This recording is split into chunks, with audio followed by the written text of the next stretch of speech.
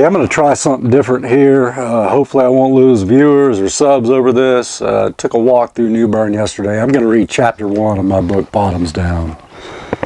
My eyes slowly opened like a swimmer delicately emerging to the surface to breathe. The black hole tunnel vision began to spread out as the walls of my room became visible again. I'd done it. I had just done something I never thought I would even consider in 1,001 years. I felt like a person waking up after being pistol whipped. About 5 minutes earlier, deep in a hellish and twisted psychosis dealt by a worsening bout of acute alcoholic hallucinosis where I heard my parents' voices, 2 friends, a dog savagely barking and privacy panels slamming to the ground. I had scanned the room for a tool. My roommate in this particular treatment center had been carried out in a meat wagon for a medical emergency unbeknownst to me, and had been rushed to one of the town's 2 main hospitals. This one was less than 5 minutes away. He was a large black man, late 40s, who had sleep apnea. Damn every bit of this, I thought to myself as I continued to scan the room for that tool. Some kind of string or ropey thing. Nothing. The symptoms were intensifying and the terror, panic, and paranoia had slammed into Zone 5 afterburner. Like an old F-14 Tomcat being shot off a carrier somewhere on another planet's ocean. In this room was a lonely and unused CPAP machine with the tool I needed, dangling like some impotent plastic tubish thing. With all my strength, I ripped it out of its black housing and sat down on the bed for a moment. My whole life played through my mind in slow motion reverse, like a kid growing up in Rocket City, Huntsville, Alabama, to my teens, girls, sex, college, more sex, drinking, and the occasional puff of marijuana. How had it come to this? My mind reeling and swaying, evil things were crawling on the wall, and I was convinced Satan himself was whispering sour nothings in both ears. I sat there hearing panels slamming. Somebody must have been seizing from this drug, that drug, or alcohol, and the EMTs were attending to the miserable victim. My mouth was dry as a desert, and I felt a few beads of sweat forming over my brows. The TV room was where I had been when the horrifying and crippling delusions and hallucinations started. Some loudmouth talking head on the flat panel display began to morph, ever slowly at first. His mouth turned to mush and insects. Colors began to twist on the walls. What drugs had they given me? Was this some terrible side effect of being pumped full of hundreds of grams of phenobarbital? The silence of anything normal had turned to incredible loud crushing noises in the room. I was the only one in there. I couldn't take it anymore and split with the quickness. Half ambulatory and staggering back towards my room, I felt the daggers of people's eyeballs staring through me. Was this sort of some damn simulation? An active shooter drill that had been carried out in this facility before, and it is beyond me why a detox would allow a SWAT team to practice whatever it is they practice amid a suffering lot of withdrawing people. No, SWAT wasn't there. I passed the upper floor cafeteria and it was filled with more people watching this stumbling mess pass by. They weren't stabbing their forks into the usual mystery meat slab onto their plates.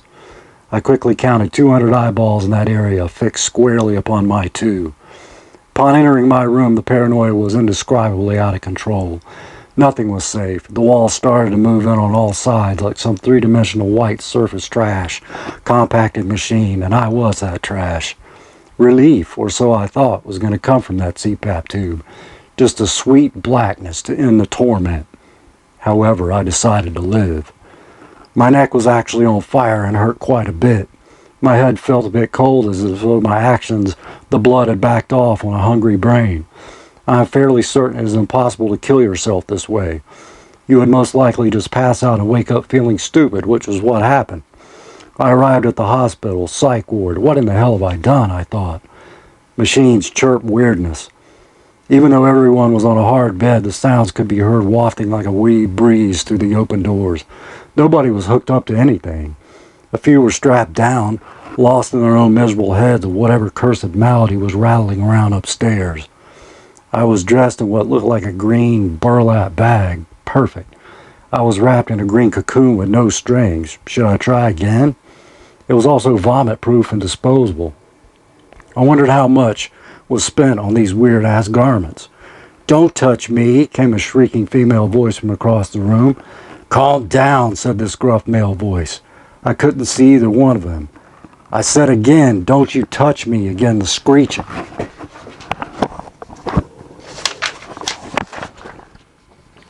It would, of course, that's pretty much what I have so far. Going to keep working on this, trying to stay away from the alcohol. I had walked down through New Bern and passed plenty of bars, and they're there, and there's been plenty of times that I've wanted to go in there. I don't know what it is about a bar. It's like you pass one in your car, or you're walking or on a bicycle, and you think to yourself, I wonder who's in there. I wonder what's playing. I wonder if there's a band playing. If you could kind of hear the thumping of music on the outside. And it really put things in, perspective. It was so cold this day. And here I am out here on the walkway. It's called Union Point Park. It's a really, really nice place. I enjoy it a lot. I come out here and take a lot of 35 millimeter photos.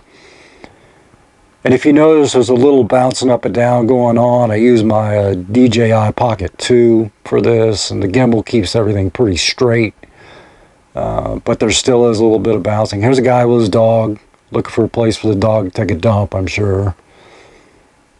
And I've always loved this place. I've, brought dates here. I've come out here alone. The gazebo that's coming up on the right, I had a photo session there one time with a saxophone player, really good sax player. And there's photos I've taken of boats. Some of it was digital. Most of it was like 35 millimeter film, which I'm into shooting. That's one of my sober activities. But it was just a really nice day, not a cloud in the sky. But it was nut freezing cold, man. It was just really the temperature in the car said 36, but with the wind chill, I'd say it felt like 25. I didn't have a shirt on underneath my sweatshirt, and then I had my Columbia jacket on over it. You can see right here there's some ducks out there swimming around. They're not freezing their feathers off. I was. But yeah, it's just New Bern's a really nice place to visit if you ever get a chance to come check it out. And as you saw when I was reading part of my book, I went in the Birthplace of Pepsi, which is a museum and a gift shop. They have a lot of antique things in there. I usually buy a little box popcorn and get me a cold Pepsi out of there because Pepsi was invented by Caleb Bradham. In the late 1800s. He was a pharmacist. His house is not too far away from where I'm walking here, and I'm sure like the early Pepsi had cocaine in it like Coke. And if you're a Pepsi versus Coke person, that's fine. Coke versus beer, there's no choice. Pepsi versus beer, there's no choice. Whatever you do to stay sober, please do it. Just stay away from that alcohol, because it's just, take walks like this. Even if it's cold, get out. Get some exercise. I was huffing and puffing a little bit on this little jaunt. But I hope you like my little spoken word that I did. I thought this might be a good little experimental idea. Probably won't get a lot of views, but I certainly hope you enjoyed it. As always, stay tuned, come back, and I will see you clowns later.